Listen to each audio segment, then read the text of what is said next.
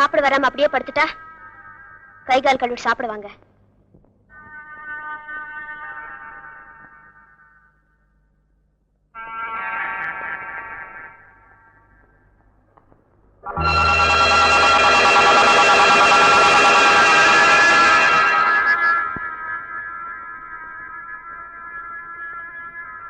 என்ன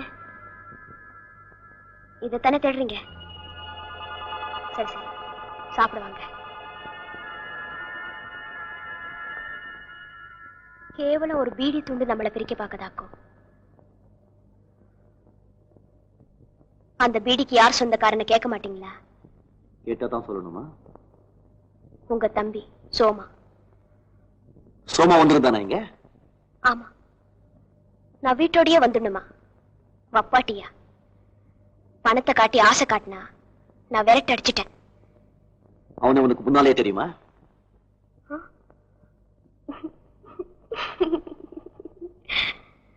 உன் ஒருத்தனதாயே எனக்கு முன்னால தெரியாது. என் பழைய வாழ்க்கையில நான் சந்திச்ச பல பேர்ல சோமாவும் ஒருத்தன். புருஷன் பொஞ்சாதியா முழுசா ஆவறதுக்கு முன்னாலேயே பொம்பளை மேல சந்தேகத்தை பாரு. இந்த ஆம்பளைங்க எல்லாருமே ஒரே ஜாதிதான். நான் சத்தியமா உன் மேல சந்தேகப்படல சரசு. முன்னாலே வந்துகிட்டு இருந்தானுங்க உபதிரவம் கொஞ்ச நாளைக்கு இருக்கத்தான் செய்யும். நீ உண்மையை சொன்னதில்லை, எனக்கு ரொம்ப சந்தோஷம். இன்னொரு உண்மை பாக்கி இருக்கே. என்னது? வலுக்கட்டாயமா என்ன கட்டுப்பிடிச்சு உதட்ட பாருங்க.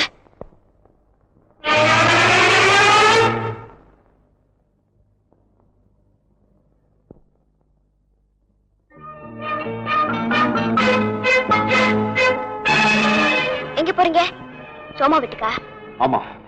கோவத்துல எதையும் செஞ்சிடாதீங்க.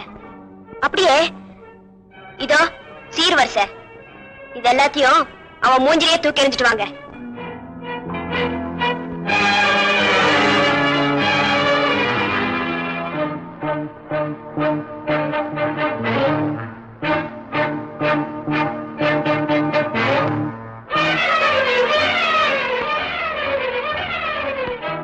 நீ உள்ள போ.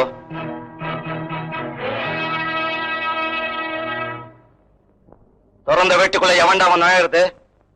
ஒரே தாய் வயிற்றுல பிறந்தவன் தாண்டா. உனக்கு முன்னாலே பிறந்தவன் தாண்டா. என் வீட்டு பக்கம் வந்திருந்தியாடா படவா? உன் வீட்டுக்கு எவன்டா வந்தான்? பொய் சொல்லாத. சரசு வீட்டுக்கு போன. அதாண்டா என் வீடு. அவளை என்ன குத்தகை எடுத்துக்கினியா இல்ல பட்டா மாத்திக்கினியா? போறாம்போக்கு எதுனா பட்டா? ஏய், இனிமே நீ என் வீட்டு பக்கம் வந்தாலோ சொசு கிட்ட ஒம்பு பண்ணாலோ கீசு புடுவேன் பேமானி. இந்த மிரட்டெல்லாம் எங்கிட்ட வேணாம். இதே வீட்டுக்கு அதுவும் என் கட்டிலுக்கு அவளை நான் சுண்டி இழுத்துக்கிட்டு வரல, என் பேரு சோமா இல்ல. இப்பவே உன் பேரை சோமாரேன்னு மாத்தி வச்சுக்கடா. என் சரசுவை பத்தி உனக்கு தெரியாது. உனக்கு தெரியாததெல்லாம் எனக்கு தெரியும்டா அவளை பத்தி. என்ன தெரியும் அவளை பத்தி? தொடப்ப கட்ட. அவ உடம்பு பூரா எவ்வளவு மச்சம் இருக்குன்னு உனக்கு தெரியுமா? நான் வச்சிருக்கேன்டா கணக்கு.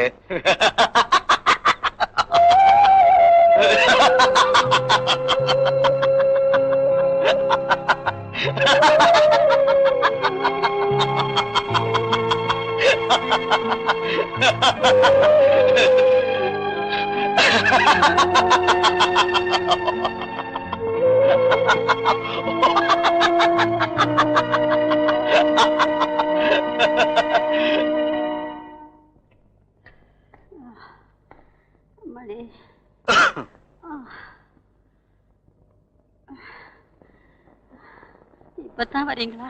ஆமா, அந்த ராயப்பட்ட கோமலாவுக்கு இன்னைக்கு சாயந்தரத்துல இருந்து காய்ச்சலாம். இன்ஜெக்ஷன் போட டாக்டர்கிட்ட கூட்டிட்டு போயிட்டு வந்தேன்.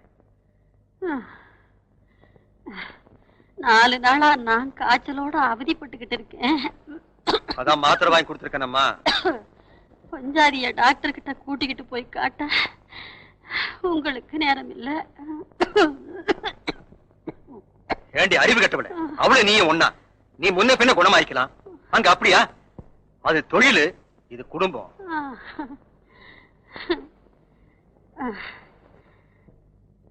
அம்மா தாயே,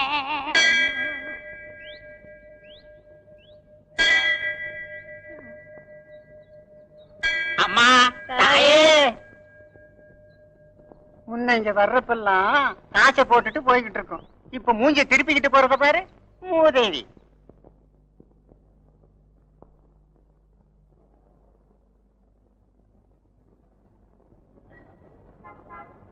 சார், உங்க தாடிய பார்த்தா எனக்கு யாரு கவனமோ வருது. யாரு? அதுதானே ஞாபகம் வரல. சார், வெளியூரா? ரயில் வரா இல்லையா? ரயில் லேட்டோ? சார், ரூம் வேணுமா சார்? எல்லா வசதியும் இருக்கு சார். எனி டைப், ஃபேமிலி டைப்னா ஃபேமிலி டைப், பேச்சுலர் டைப்னா பேச்சுலர் டைப், எல்லா ஸ்டேட்ஸும் கிடைக்கும். வசதிக்கு ஏத்தபடி கிராக்கி. அங்கே வேணும்னாலும் போகலாம், இல்ல லாட்ஜுக்கு வேணும்னாலும் வரவழைக்கலாம். அடச்சி, என்னடா கொல்லம் தெருவிலே ஊசி விக்கிறிய? ஒரே குட்டையில ஒரு மட்டதானா? வேட்டிக்கு மேல கோட்டை பார்த்த உடனே ஊருக்கு புதுசுன்னு நினைச்சுக்கிறிய? நீங்க சீனியர்னு தெரியாம ஏதோ பேசிவிட்டேன். கும்பிடுவானே.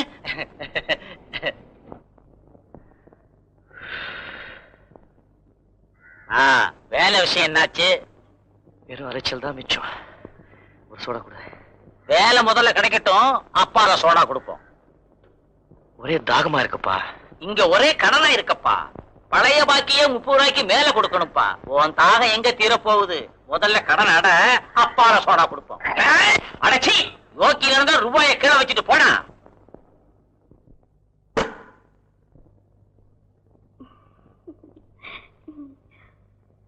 உலகம் அப்படிதாங்க இருக்கும்.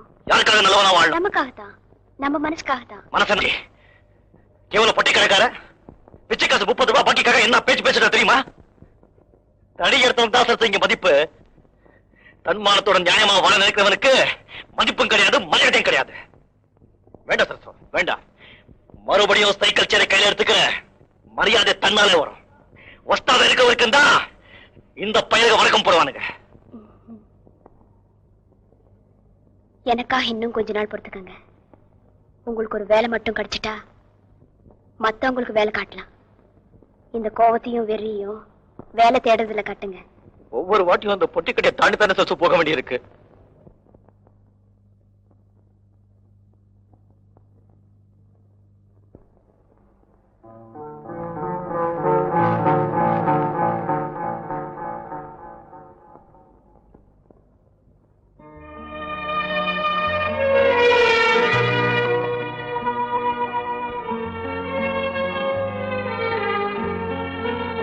இந்தாங்க, இதுல 30 ரூபாய் இருக்கு.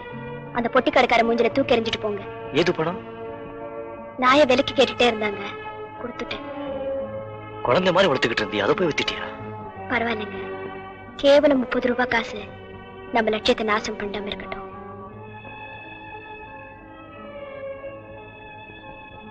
இதுக்கு போய் அலட்டிக்கலாமா?